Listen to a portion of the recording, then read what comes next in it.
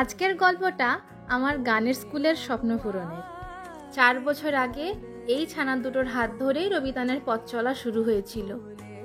দুজনকে নিয়ে গান শেখানো শুরু করলেও দেখতে দেখতে ওরা যেমন সংখ্যায় বেড়েছে, ঠিক তেমনই আমার শখের ছাত্রছাত্রী থেকে ওরা দায়িত্বে পরিণত হয়েছে। আগামীকাল বাচ্চাগুলোর প্রথম বোর্ড এক্সাম, আর আমি কিছুটা টেনশন, উত্তেজনা, গর্বের মিশ্র অনুভূতিতে পরিপূর্ণ।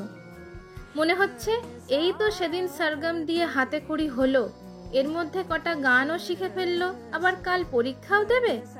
নিজের ছোটবেলাটা যেন ওদের মধ্যে দেখতে পাচ্ছি।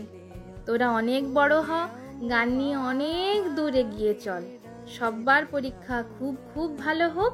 দিদি লাভস ইউ আ লট।